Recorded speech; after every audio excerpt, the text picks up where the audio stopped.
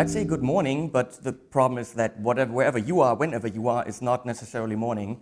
So, I'm your host, Henning, and you're pedal nerds, which means you're asking yourself, why in the world are we sitting here with Steve Bailey? Well, because if I have the chance to talk to Steve Bailey, even though I talk about guitar pedals, I'm going to talk to frickin' Steve Bailey because you use that opportunity. Okay. Yeah, that's... But we can talk about guitar pedals. Really? Yeah. Yeah. Well, we'll do some of everything. Whatever you want to do. Yeah, I run a channel where we talk about, I demo guitar pedals and guitars and sometimes basses, because I have some. But primarily gear. But what I want to do with these interviews is just pretty much ask everyone what I want to know. Okay. Screw the YouTube people. They don't have a say. Hey, it's you don't have a and say. Me. Yeah, it's you and me and the beautiful German countryside out there. And coffee. He's got the good shit. Okay. He's got show your stuff. We don't have access to that. We get the little plasticky cups. Please, yeah. Okay. Oh, I see. From the machine. This is what we get. Yeah, but see, I brought this from Starbucks in the United States. No, you did not. Yes. I brought it just like this, all the way over, and carried it, held it close in the airplane, and it's still warm. Well, to those guitar players here who don't know who Steve Bailey is, turn off this video, spend a couple of hours actually watching, Steve Bailey everywhere on YouTube, and come back and then see what I do with him. Steve is an incredible bass player. And, do you mind if I give you a soundtrack while you're talking? The little pretty little background music. Yes. Go ahead, continue. Like whimsy kind of. Yes, it'll be whimsical. Oh, beautiful. That's what he does. He plays beautiful bass. He's insane when it comes to artificial harmonics. Crazy. He pretty much takes the 6th string and puts it up an octave. He has now amazingly beautiful, very black Warwick basses with, as far as I understand, snake wood fretboards, which look crazy cool. And, which is something that I'm very much interested in, he is, I want to say recently, but I might be wrong about that, a teacher at Berklee. And that's my home. I have wet dreams about going back to Berklee, so seriously. Actually, last night I had a dream about lights breaking and bassists leaving. I was a little bit nervous about this. Lee Sklar just stood up and left because the light wasn't working. That's what I dreamt about. Yeah. But how long have you been at Berklee? 3 years now, and the job is I'm the chair of the bass department, which means okay. I did not know that. I'm responsible for almost 25 bass instructors. Who are now running around free doing whatever they want. Oh, no, I have a great assistant chair there who's taking care of business. And I mean, just yesterday and today there, we have almost 100 new bass players showing up for the freshman class. So it's a huge, by maybe 6 or 7-fold, it's larger than most bass departments in the U.S. all put together. I remember the first week being crazy, a lot of organization. Yeah, a lot of stuff going on, and I'm over here, but doing a lot of it late at night on the computer and dealing with students. But the most fun, I mean, I took the job.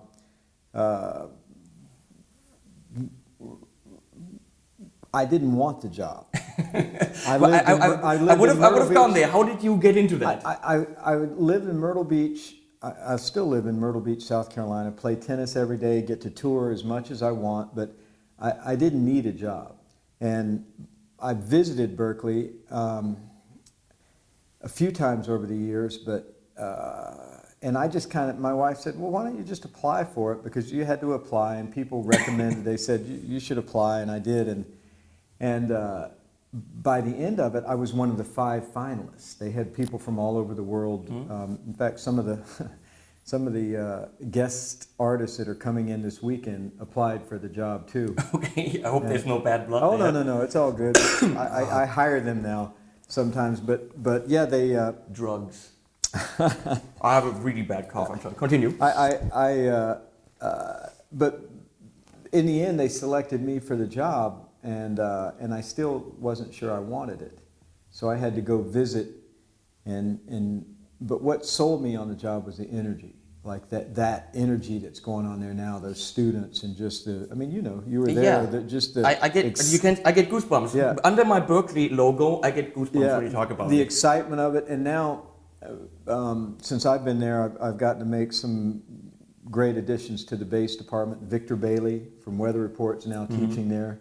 John Patitucci is Really? on the faculty now. Okay. And most recently, starting this month, Victor Wooten is now a resident artist, and he will be that's there nice. a week out of every month. So really, it's like the dream job for playing bass and bass education, because John Clayton is there every month, the upright Eddie Gomez. So we all hang out and make And you have music. students that really want to know. They Oh, yeah. soak it up. They go home Yeah. and they practice and they come and they Yeah. want to soak up the knowledge. That's the thing about Berklee. Is, well, there's such students and then there's the other students. Yeah. We always said, you know, the guys that will make it in the music industry because they're there all day. Then they're in the studios either playing or doing or working, giving out microphones. Right. Then they have a session. Then they help someone out with the production. They get 3 hours of sleep. And they don't get credit for helping people. That's just networking. Yeah, no, and you're right. You know the people that are kind of the top 5% that work their asses off. And then there's a lot of people that are incredibly good, but you never see them because they're always in these practice rooms, which, by the way, probably wouldn't be big enough for that bass. Do you think you with fit the in finger- there? I've never gone into one of those practice There are these rooms. little telephone booth kind of, there's a whole hallway, these little telephone booth kind of things with the door opening to the inside. And I've actually seen upright bass players like opening the door, and putting the bass in, shimmying in, closing. It's crazy. I heard Steve Vai spend 13 hours a day in one of these. I believe it. He never Well, now- showed up to his classes. But that's what happens when you have that many students and you're in an urban environment in a city, so everything has to be packed together. I mean, of course, when I was there, just the new Uchida Building was opened, which is, I think, where the basses are, right? Bass and guitar? Guitar is there, bass is at the 1140 building, the main building down on Boylston. The good old hotel building? Well, there are two Oh, no, old hotels. in the other old building, Yeah, in the really yeah. old one. Yeah, where all the president's office is and all that. But now there are 22 buildings down there. And of course, I've only seen pictures, but the new building is just... It's amazing. And the stupid mix engineers get in there. The studios in there are phenomenal, and some students end up in that dormitory with penthouse views of the Charles River. It's the building they built is insane. Yeah. But that was my one of the questions was, did you have to relocate? But you still I still keep my studio and my house in Myrtle Beach, and I have a house in Boston, and I'm back and forth a lot. But I have a great staff and great faculty that I'm able to come do things like this, and through people like you and you, am able to carry the Berklee word and wherever I go. So I here. most certainly can tell you that it was, without these 3 years, I did a double major. In 3 years, I did all summers. In the 2-3 weeks in between the semesters, I read the books for the next semester and tested out of things. Otherwise, it would have been like a 5-year program. But these 3 years were... Yeah. I wouldn't be where I am, which is sitting here talking to Steve Bailey, which I actually could have done directly at Berklee.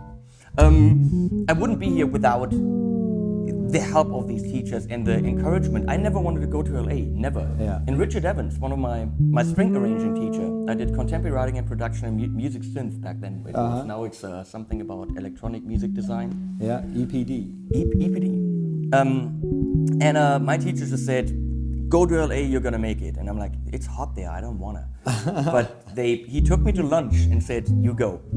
Well, if you really, really wanna know how to play bass, you gotta go and hang out with these guys at Berklee. Fork over, that's the truth, quite a bit of money, but it will very likely change your life. And Berklee prepares you, that's the thing that I think sets it apart from all the other schools, not just on the instrument. You're gonna be a good instrumentalist, but you're gonna be professional. Because if you network, you're going to be in the middle of the night at a session on Halloween recording a sound-alike of Paranoid, which I did on bass actually. I got hired as a bass player for Paranoid. Halloween night, there was a lot of candy. And you're going to do professional things, like in the professional world. It's not a theoretical school. No, they it's a prepare you practical, for the world. hands-on. Yep. So one other thing that I wanted to know from you, that's a personal thing. I happened to get into the possession of a 6-string fretless bass. Right. I play bass, I did a lot of progressive rock stuff and always play the bass there. And so I said, hey, let's try this. And a friend of mine had one, I borrowed it, he didn't want it, I bought it for dirt cheap. And I use it on a lot of singer-songwriter acoustic stuff. I love when a singer-songwriter comes to me and says, look, these are the chords, that's the song, where do we go? And then the two of us produce with, drum programming and whatever we want, we play all the instruments. And I did a very low-key acoustic album with a friend of mine. And we decided from the beginning, let's just do it all fretless. But I have a problem, because I have very little knowledge about bass, and especially fretless, to make it sound like a fretless, but not overplay. I always have the feeling I have to do a lot, and a slide here and a whatever there, to make it sound like a fretless. What would be your recommendation to bring out the sound but play very little? I would just say play very little. And there you have it. The sound will come from your hands. I mean,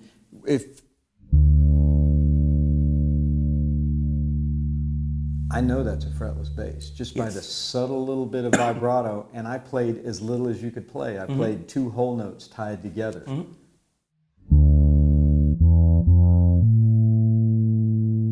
And really, what makes a fretless is not this. Is controlling the intonation. If it's perfectly in tune and you play it like that, it could be a fretted bass. And that's what I do. Yeah. That's exactly what I do. Yeah. So it's a matter of learning to control pitch. This is what makes a fretless. Where I take a pitch and I move it just subtly, create a little bit of vibrato maybe. And there we are. It sounds like a fretless, yes.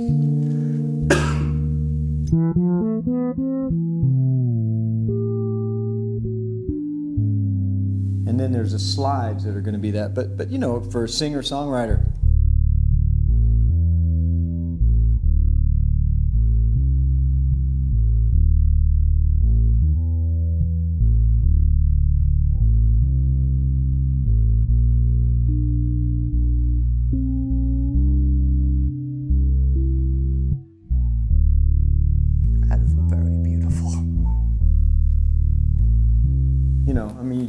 for me, it's about being melodic, but not playing a lot.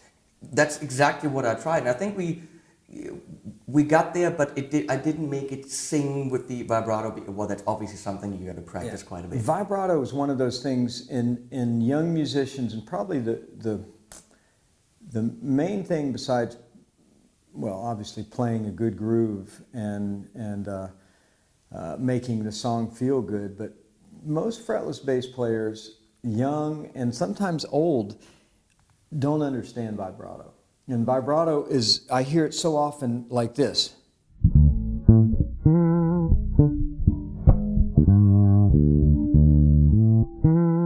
Which is kind of good for an effect, but it's one of those things that just goes, it just draws your ears to it, and that's annoying. It's just too fast. Incredibly annoying. It's like a bug. But surprisingly, you learn to slow it down. And you might not use vibrato on every note. Very subtly up there. Even on bass notes.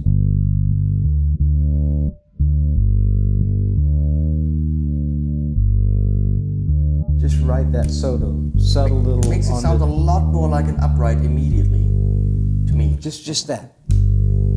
Just that little bit of vibrato, going flat to sharp, and that's the subtle nuance that it takes a long time for me to teach it to a student because they don't want to learn it. It only takes 2 minutes to teach it, but a lot of students refuse to slow down. You need to understand that it's necessary. You need to. You have to.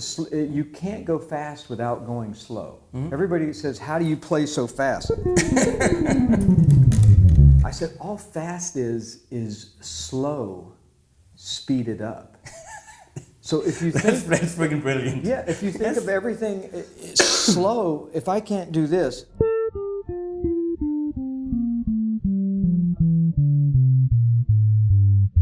Something like that, if I can't.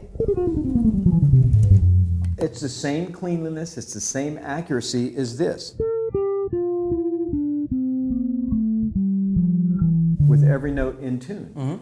If I just want to practice fast, like we do on a fretted where we don't worry about intonation, then it's going to sound like this. That's the same thing, but it's sloppy and I can tell it's not in tune. The difference between...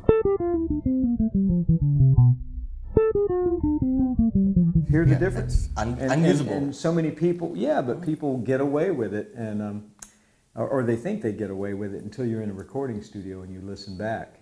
It looks flashy, it sounds kind of flashy, but it's not in focus. So I really am I believe very much in having a hand position, a positioning system. Like I just don't put my hand down anywhere, but wherever I put it, there's a 1 fret per finger spacing, or I may extend it 2 frets.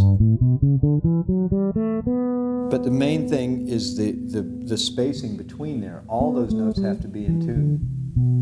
When I teach guitar, I'm very much into position playing. You can stretch here, you can stretch there. These are anchored in playing position. Use your pinky. I'm very strict with students. Good. And when they don't do it and they don't listen to me, I go. I spit at them, but it works. It really does. I check with the moms and I ask if I can spit at them. You can spit at your kids. That might not go over well in the States. Well, probably not. If a student came into my office and said my instructor just spit on me, there would be a long conversation that wouldn't have a happy ending. There have to be some repercussions if you play out of position. There have to be. Yeah. Unfortunately, when you're in a school, the repercussions if you play poorly in school, hopefully, will be grades. In the real world, it will be you'll be no job. You'll sit around and wait for your phone to ring and make sure it's turned on and make sure it's charged up and staring at the screen, and it just doesn't do anything. So that is that's your spitting. That's the spitting coming into the reality. When you do the artificial harmonics, is that a way for you? I mean, you have a big range anyway on the bass, but is that a way for you to get around low interval limits for chord and stuff? Yeah, I mean, even on a 4-string, when I first started working on the technique of just taking Jocko's lick, which was really the first artificial harmonics I heard, and then not knowing how he did it, I had to figure out my own way to get the notes, and a classical guitarist helped me a little bit. It's funny, several years later, when I got to know Jocko, when I was in my 20s, we had this round one day. He goes, "Steve, man, your artificial harmonics, they just don't have the edge they need, you know." And he picked up his bass, and he played with his thumb like that and could really dig in and get harmonics. And I'm 22 years old and pretty stupid to go, "But Jocko," want to argue with a living legend at the time. I said, "If you're going to point at something, wouldn't you point with this and be more accurate?" And I said, "It's easy to go." Yeah, he goes, yeah, but it just doesn't have the tone. And he picks it up and goes, and really gets the Jocko harmonics. I said, "But Jocko, if you use your index finger and you shape chords like this, you can rake over them and get the whole chord." He can't do that with his technique. Or he sings that.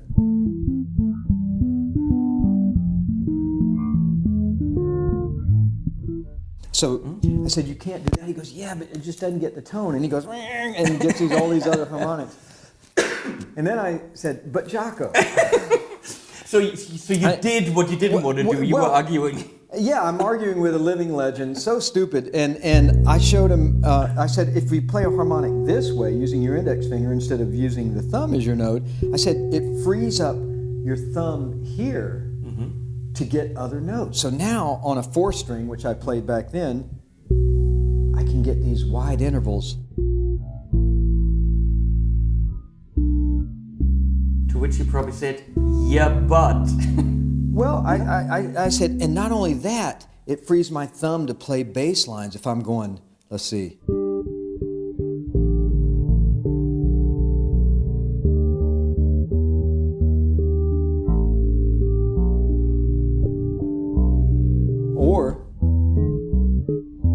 Or like from basic strings.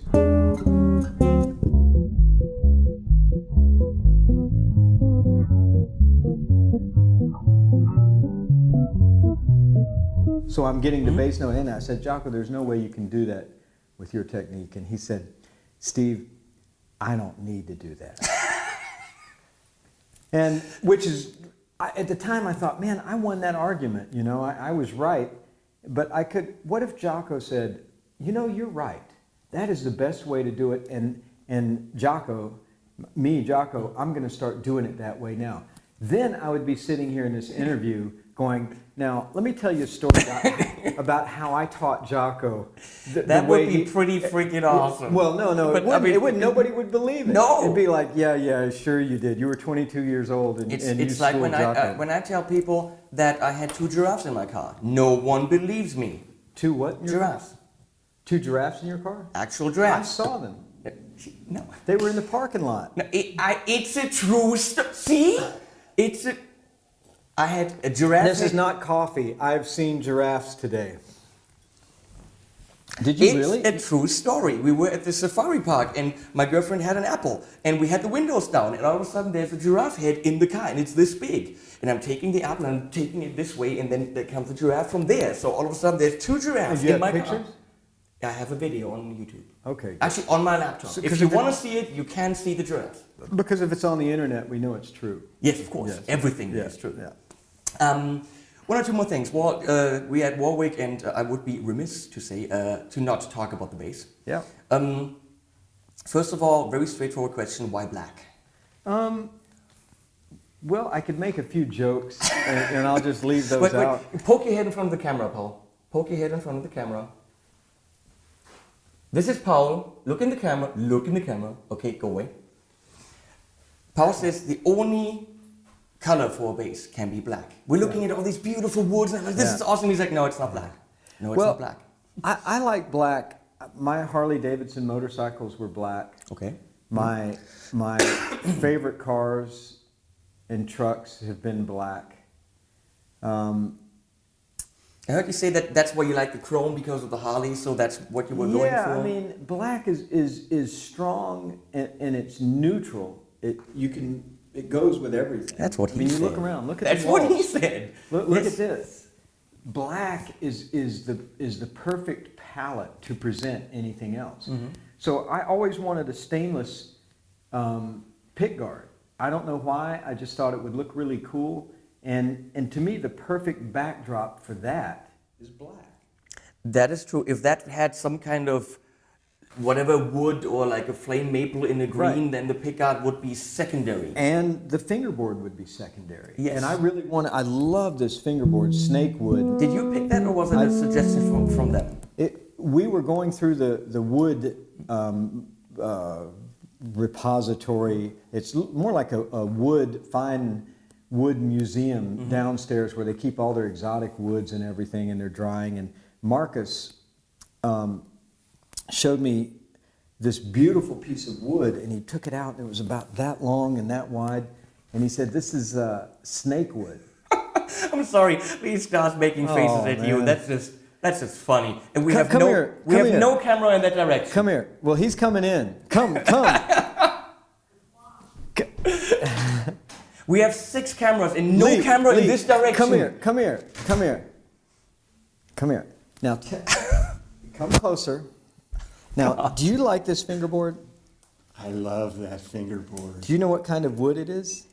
Boner wood. I believe it's snake wood. It's snake wood. Yes. It's absolutely one of the most beautiful grains I've ever seen. I was telling them, they asked why I like black. because black is a palette. What makes you funky? Well, see, That's why I those are can't that's funk, where I but I didn't have wanna no go. black instruments. And once you've had black, you never go back. Blah, blah, blah. Yeah. All that there.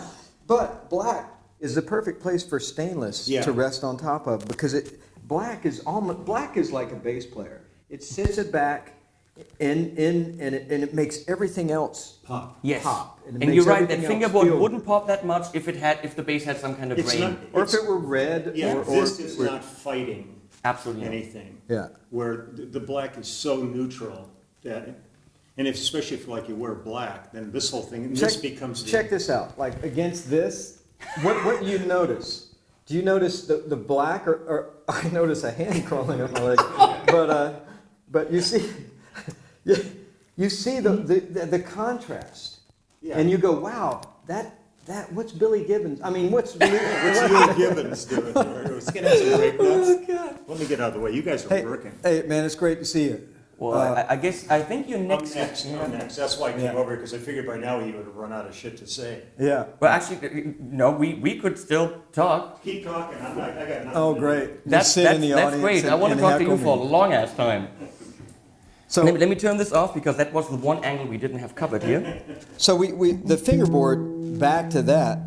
I said, Marcus, can you make? He said it's harder than ebony, and I said, if it's harder than ebony, then let's try to make a fingerboard out of it. And he kind of went, well, and you know Warwick's motto: if you can dream it, we can build it.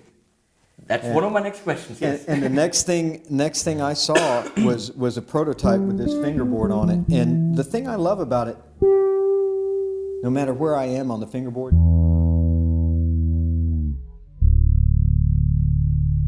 it just has a beautiful.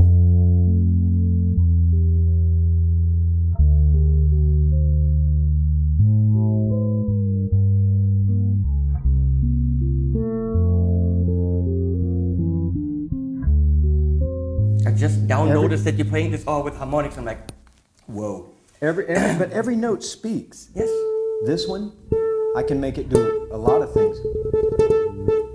Or I can just do this.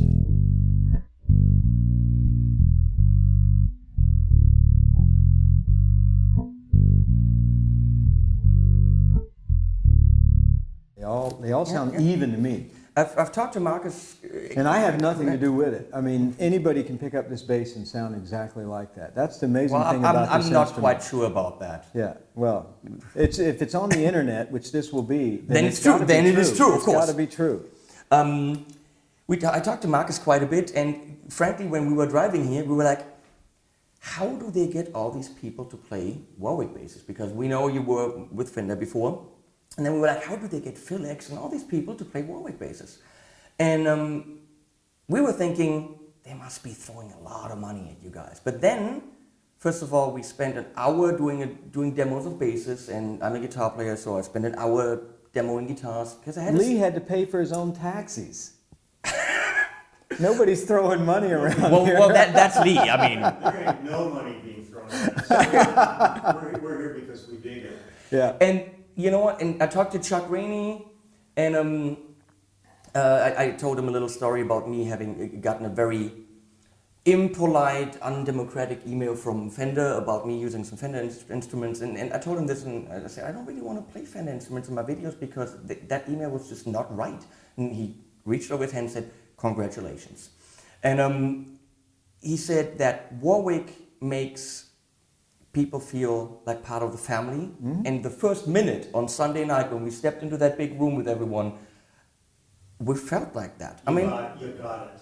Yeah, I kind of slipped into this. I called Hans-Peter Wülfer by accident, who picked up the phone on the treadmill, and I mentioned, I wanted to ask about a pedal, some product guy. And he then looked at one of my demo videos for a reverb and said, you're cool, you're coming to the bass camp. I'm like, okay.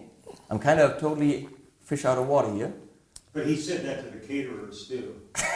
Well, but that's... But you got Yeah, I can see, we're going to have fun, okay? Yeah, but so... I'm hanging for that one too, and I want a microphone. But yeah, I mean, if I can just tag along to what you're saying, the reason we're here, if you can dream it, they can build it. And you've seen the facilities downstairs and the And they're not technology. picky about going in a totally weird direction. And they can do anything. But when you use the word family, to me, that's what keeps most, if not all of us around, is that, and that was the big difference for me between Fender and Warwick, what sold me on it. I mean, let's face it, a lot of companies can make great instruments. Mm-hmm. Fender makes great instruments. You know, they're great bass builders all over the world. Warwick is one of them. Mm-hmm. They may very well be the best. They are for me. Mm-hmm. But I got to say that even as big and as important as that is in the whole market of custom basses and production model basses, I think they're the strongest. But what keeps the artists around is getting back to that family thing about there's not another company in the world that would create an event like this. Absolutely and not. Bring the artist around. Absolutely not. And the highlight of my day, as much as I like talking to you, is getting to hang with him, with Lee, or hanging with Alfonso, or hanging with Jonas, or hanging, just with Chuck. I mean, day in and day out. I get excited about that every year. But that's Hans Peter. Mm-hmm. That's the way he thinks. I've known him for decades. And his idea of bringing people together and his vision in doing that is, the business implications are obvious, because then you got a bunch of guys who are hanging and having fun. And you show me a band that plays great and is not having fun, I'm not interested in it. Yep. You show me a band that plays okay, but they're having fun, I'm down with that. It comes across. I'm down with people having fun and enjoying what they're doing. Oh, and I I was think blown away coming here. You go into the office and there's dogs and cats running around. Yeah. And Hans's wife has a cat tree and a cat toilet right next to a desk. I mean, show me a company where that's cool. Well, that's actually for us. Well, that's what I was saying. I've used that thing 3 times. You mean that's for the cat? That's for the cat, yes. I thought that was lunch. Actually, yesterday we interviewed all the animals. Great. And sadly, I got to say this. Did anybody mention me? No. No. We talked to a cat who designed this, by the way. Uh-huh. They have, those little basses downstairs? Yeah. They're actually their signature instruments. Yes, really cool. And we asked them about it. We gave out a lot of treats. We were hoping that they have a really shaggy dog, because then I wouldn't have to interview you. And I would have, addressed him as Lee, but they didn't have anything. You don't need us here. You could just do your own show. They didn't have anything coming close at all. So I'm still going to have to talk to you, sadly. Sorry. Well, Sorry. So I'll just bark. Yeah. No, we had a great time with the animals. Man, Warwick knows how to bring people together. Yeah. And I will say that may be their biggest strength. As great as the basses are and as great as the people are here, they know how to bring people together. And that has to transcend and communicate to the public. I mean, you see those posters, Warwick, it's a family affair, and it's not Photoshop.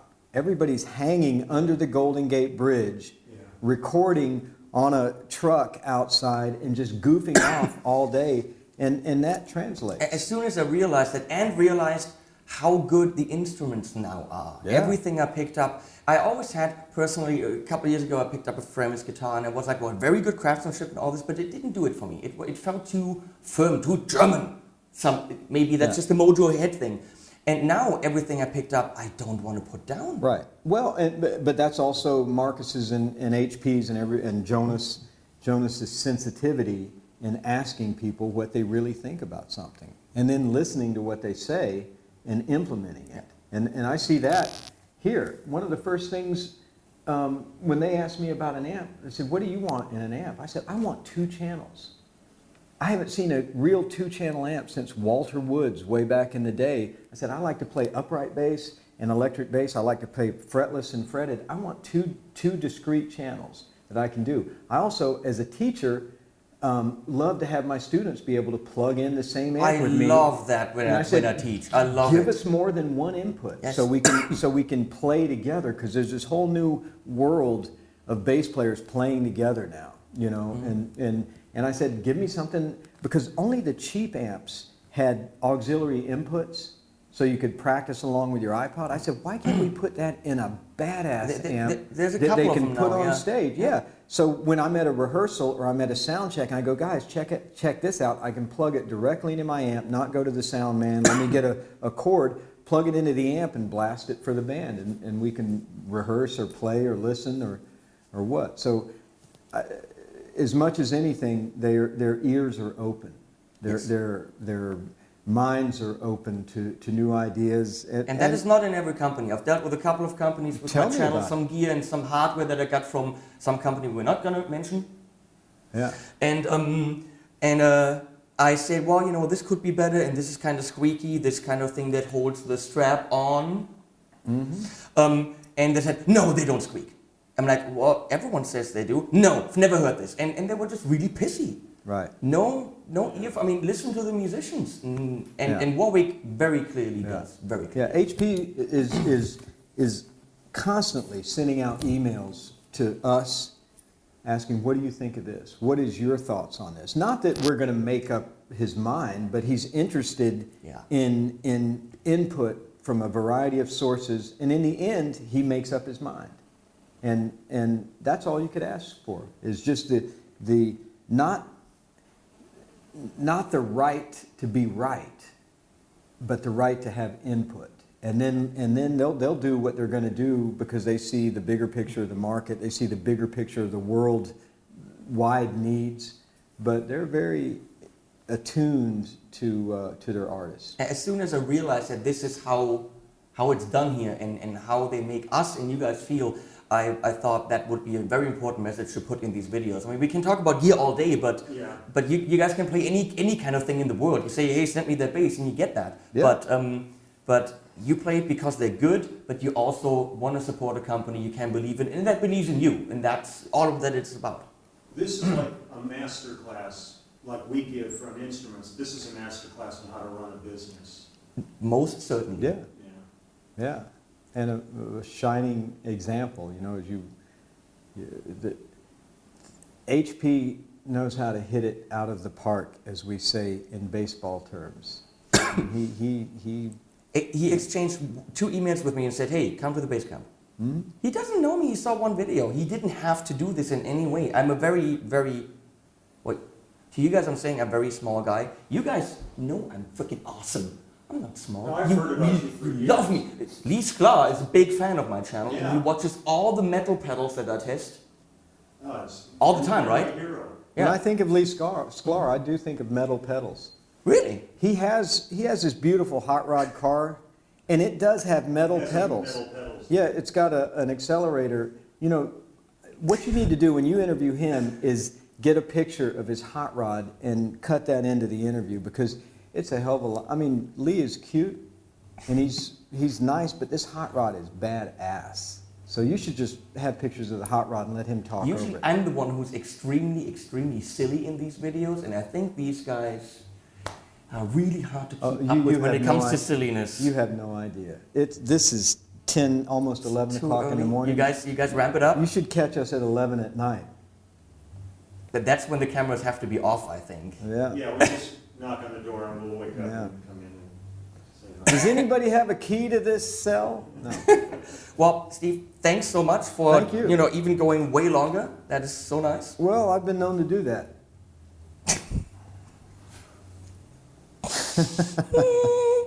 What she said. Okay. This is just my kind of interview, okay? Crazy shit happening. Well, thank you so very much. And I hope we get to do it again. Your name again is? Paul. Paul. Thank you, Paul. Where are you from? From Germany, near Frankfurt. Oh, nice. And you were from? The same place. Same place? I know nothing about bass. This guy does it professionally. He's damn good. All right. He just doesn't pick up a bass when people look here. He's staying. I heard him playing yesterday when you guys were in the front row. Really good. He just stays in the background, doesn't open. He's like, I'm here to man the cameras. He's a bass player. You want to be in the background. If you're a guitar player, you be in the front. Thank you.